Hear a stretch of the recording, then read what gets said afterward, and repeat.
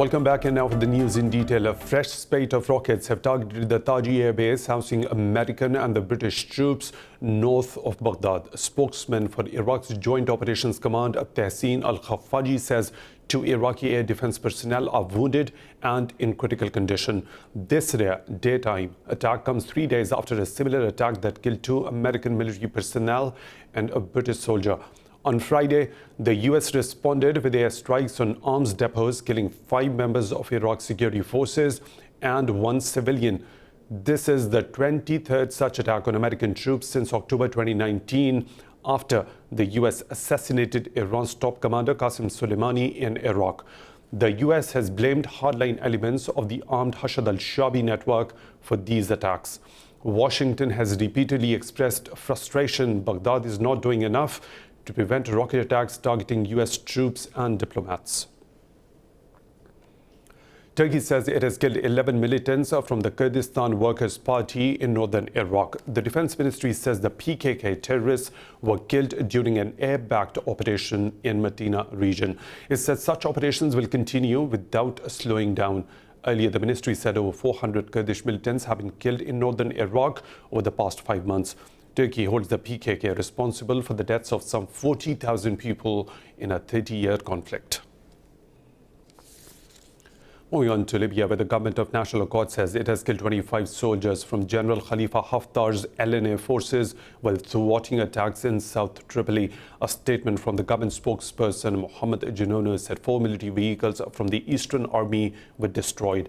Genono said 15 people were killed during the fighting in Ramallah, while 10 LNA soldiers were killed in the areas of Ezara and Matabat. He said Libya's warring parties have agreed to a ceasefire on 12th of January, but have continued the fighting, accusing each other of breaking the truce first. The war in Tripoli has killed over 100,000 people so far and displaced 1 million more. The United Nations High Commissioner for Refugees says it has evacuated 128 refugees from Libya to Niger. The UN body said it transported people to its transit center in the Nigerian capital, Niamey, the first evacuation of the year. The UNHCR said refugees from Sudan, Somalia, and Eritrea, recently released from detention, were part of this group. Thousands of illegal immigrants use Libya as a staging post in their journey across the Mediterranean and into Europe because of the chaos in the country. Immigrant shelters in Libya are crowded with thousands of people either rescued from the sea or arrested by Libyan security forces. The UNHCR says there are currently 1,000 refugees and asylum seekers held in official detention centers in the country. Afghanistan's Defense Ministry says Taliban violence has peaked despite an expected reduction following the Doha deal. The Taliban and Washington signed a peace deal on February 29th to bring stability to the highly unstable country. The Defense Ministry says the Taliban have carried out 95 attacks on security forces outposts in 10 provinces over the past 48 hours. It said the violence happened in Kapisa, Balkh and Helmand, amongst others. Earlier, the Defense Minister, Asadullah Khalid, warned Afghan security forces will no longer be in a defensive mode. Meanwhile, the Taliban have admitted carrying out attacks in Kandahar, Helmand and Baghtiz. The Taliban say they have cleared Afghanistan's northeastern province of Kunar from ISIS militants after an extensive operation. In a statement, the group said ISIS militants took refuge in the province after the Taliban started operations in the rest of the country last year. They said the top leadership ordered the operation after winter season ended in the province. The fighters said the Narang, Kunar Nurgal and Manoji districts were cleared under the offensive's final push. The statement said dozens of ISIS militants and leaders have surrendered during the operation across the province. It said ISIS had wreaked havoc in the area with killings, abductions and violence. Afghanistan's National Security Council says the Taliban have to work with the Kabul government if they want their prisoners freed. The intra-Afghan talks, scheduled for 10th of March, have been delayed by the political uncertainty in the country. In a tweet, NSC spokesperson Javed Faisal said President Ashraf Ghani's government has proposed a mechanism for the peace process to move forward. He said there is no way around the Afghan government. He said the ball is now in Taliban's court to decide whether they want to remain a part of the problem or become a part of the solution. In India, the New Delhi Assembly has passed a resolution against the BJP government's National Population Register of Citizens. Earlier, West Bengal, Punjab, Kerala, Rajasthan and Telangana passed Anti-Citizenship Act motions. Addressing the Assembly, Delhi Chief Minister Arvind Kejriwal said the House has passed a resolution to not implement the NPR in the national capital. Kejriwal said he, his wife and the entire cabinet don't have birth certificates to prove citizenship and asked if they all too will be sent to detention centers. Meanwhile, Uttar Pradesh police have started targeting the male relatives of the women protesters of Deoband in Saharanpur district. The demonstrators say the move aims to pressurize the women into ending their 46-day protest. The worldwide death toll from the new coronavirus pandemic has now reached over 5,200. Europe is now battling to contain the outbreak as the total infected cases around the globe shoot over 140,000. Meanwhile, Iran has reported 97 more deaths, raising the country's total to 611. What in this report? Recovers from the new coronavirus, Europe has now become the epicenter of the global pandemic. Many European countries have been forced to take unprecedented steps on war footing to fight the outbreak amid mounting deaths. The World Health Organization has urged countries to use aggressive measures, community mobilization, and social distancing to save lives. Europe has now become the epicenter of the pandemic, with more reported cases and deaths than the rest of the world combined, apart from China. More cases are now being reported every day than were reported in China at the highest of its epidemic. Kenya, Ethiopia, Sudan, and Guinea have announced their first cases as the disease has now spread to at least 18 countries in Africa. In England, local and mayoral elections have been postponed for a year to May 2021 due to the coronavirus outbreak. Spain has also declared a state of emergency in a bid to counter the COVID-19. The state of emergency is a legal tool recognized in our constitution to confront a crisis as extraordinary as that which now faces the entire world and our own country. Meanwhile, China has sent a plane load of medical supplies, including masks and respirators, to Italy to help the country deal with its growing crisis. US President Donald Trump has declared a national emergency with 46 US states hit by coronavirus. In the meantime, the US House of Representatives has approved an aid package to expand safety net programs and limit the economic damage. Details in this report. With countries around the world closing their borders, the US is also working to control spread of the new coronavirus pandemic. In the lower house, a bipartisan vote of 363 to 40 approved the aid package. The 110-page bill does not include the $1 trillion payroll tax cut Trump had called for.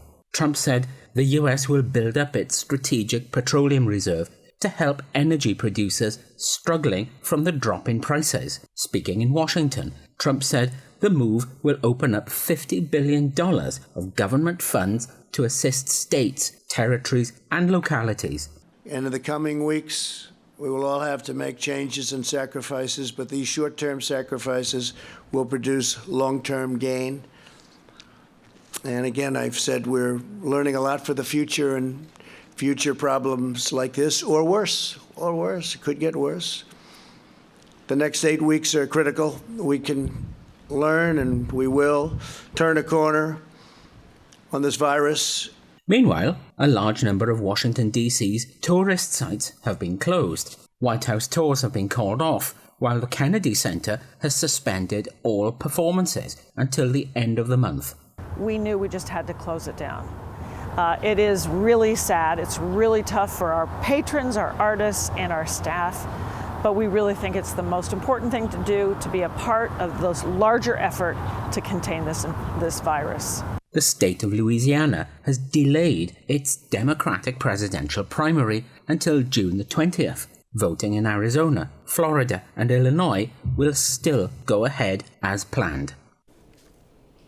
Meanwhile, as the coronavirus continues to spread, countries with the most cases are reporting more recoveries than new infections.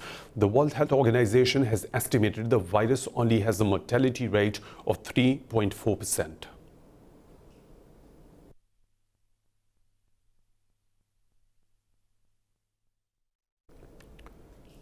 The World Health Organization's representative for Pakistan, Kunar, has lauded Islamabad's efforts in tackling the coronavirus. In an interview, Kunar said Pakistan has come up with one of the world's best national response programs against the pandemic.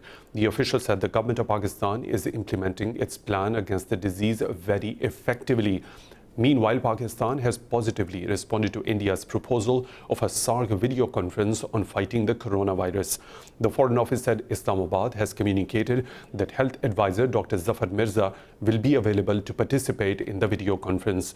Earlier, Indian Prime Minister Narendra Modi called for coordinated efforts by SAARC countries to deal with the COVID-19 pandemic. The coronavirus pandemic has also affected the aviation industry and major sports events around the world. I will give you the details in business and sports segments. It's time for a short break. Stay tuned.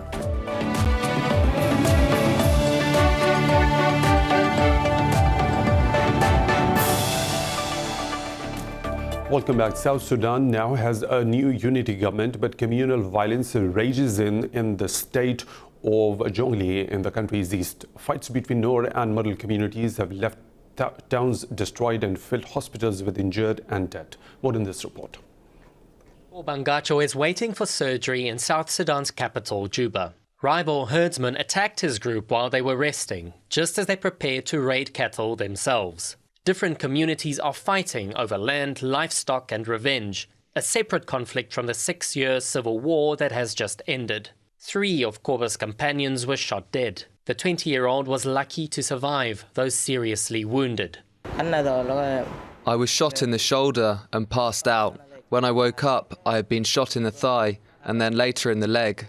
3 members of our team died and 6 had serious injuries. Korba was airlifted from the eastern state of Jonglei to this military hospital, which has a special ward run by the International Committee of the Red Cross. The injury on the chest, it might go into the lungs, it might cause bleeding into the lungs, and if it's on the left side, it might even hurt the heart, and they might die instantly. After months of talks, President Salva Kiir formed another unity government with his rival Riek Machar in February. Almost 400,000 people died in their struggle for power. But as the war wound down, last year the number of gunshot patients spiked by almost 20% in International Red Cross clinics across South Sudan. The vast majority of the patients that we treat here are patients who've suffered gunshot wounds and they're either involved with the ongoing conflict or just with general violence that exists. Meanwhile, the clashes show little sign of ending. Political peace may have come to South Sudan, but the road to peace between communities is still long. Cuba has criticized the U.S. for its sanctions against a subsidiary of Rosneft oil company working with Venezuela. Cuba's Foreign Minister Bruno Rodriguez tweeted that Washington's unilateral coercive measures are a violation of international law. Rodriguez called the sanctions a criminal policy against the Venezuelan people when the world is fighting the coronavirus. On Thursday, the U.S. sanctioned TNK Trading International, accusing it of sanctions busting on Venezuelan oil. In February, Washington sanctioned another subsidiary of Russia's state-controlled Rosneft for selling Venezuelan oil. Microsoft's co-founder Bill Gates has stepped down from the company's board. In a blog post, Gates says he wants to focus on global health and development, education, and tackling climate change. Gates has also left the board of Warren Buffett's holding company, Berkshire Hathaway. He said Microsoft will remain an important part of his life's work and he will engage with its leadership. But Gates said he wants to work on his commitment to addressing some of the world's toughest challenges. In 2008, he stepped down from his day-to-day role in running Microsoft. Forbes has listed Bill Gates as the world's second richest man after Amazon founder Jeff Bezos, with a net worth of over $100 billion. With growing concerns about coronavirus, the Fridays for Future Youth movement has decided to take its climate protest online. Activists from around the world have begun posting photos of them striking. Swedish activist Greta Thunberg has called on her fellow climate activists to move the weekly rallies online. Thunberg attracts large crowds of young and older people to protest against climate change. A growing number of countries is banning large public gatherings to stop the spread of the virus. Earlier this month, thousands joined Thunberg at a rally in Brussels. The movement is pushing for politicians to listen to climate scientists and take swift action against global warming. It has been a year since Cyclone Idai tore through southern Africa. The disaster claimed over 1,000 lives and displaced hundreds of thousands more. Mozambique is still struggling to recover from the catastrophe, with the United Nations warning 2 million people in the country need food assistance. More in this report. 1 year ago, Cyclone Idai decimated 700,000 hectares of farmland and caused damages worth over $2 billion. 6 weeks later, the same region was hit by Cyclone Kenneth, greatly exacerbating the situation. The people of this region are still suffering today. Cyclone Idai was the worst thing that I ever experienced in my entire life. Strong winds were blowing houses away. The rising flood water level was drowning people. People were scared, people were running. And the destruction, I've never seen anything like it in my life. An estimated 2.5 million people continue to rely on humanitarian aid in Mozambique. This accounts for 10% of the country's population. Almost 100,000 people are living as internally displaced persons. Unfortunately, 1 year on after the cyclone, there are still 2 million people who need food assistance today, which is really sad because it's a country that used to produce a lot of food, and in many areas around Beira, WFP wasn't distributing food before, and now we are helping them to get back on their feet by providing food every month. Locals fear such disasters could become a regular occurrence because of climate change. I'm worried that these weather events are getting worse and worse, and that the donor countries helping us when these things happen are going to get fed up with giving us aid. For now, the southern African nation is completely dependent on foreign aid. Meanwhile, the situation is getting worse because of an ongoing drought. Amnesty International has warned global support for humanitarian operations in the region is dwindling.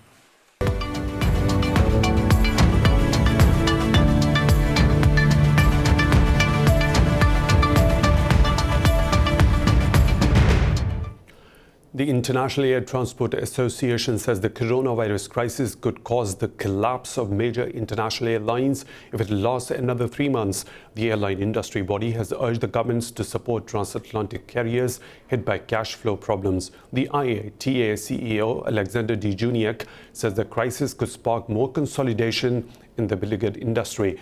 The body's chief says some airlines will suffer serious financial difficulties. The fallout from the coronavirus has spread across the Pacific. On Friday, Australian travel firms issued profit warnings while Japanese carriers slashed capacity. US airlines have rushed to cut flights to Europe in the wake of the new travel restrictions. De Juniac asked Washington to review its decision to restrict travel to Europe. We are asking, all the governments who have put restrictions, and the U.S. government particularly, to review the decision permanently to see whether they can alleviate or waive that decision. The sooner the better.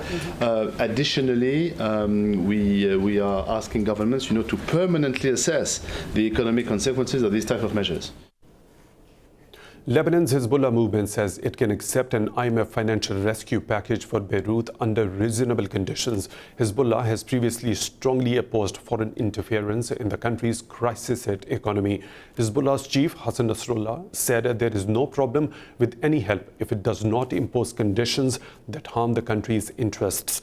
Nasrallah said he was against raising the value-added tax, particularly for the poor. Lebanon has been rocked by a months-long political and financial crisis. In February, Prime Minister Hassan Diab met IMF delegation in Beirut to seek advice and opinion on how to counter the ongoing economic crisis.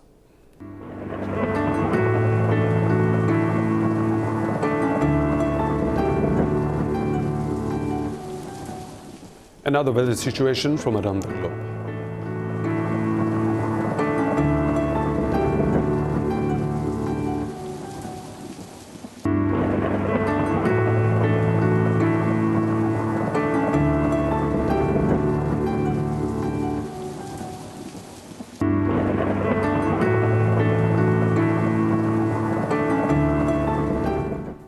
And that's all for now. For the latest updates, you can follow us on social media at Indus News.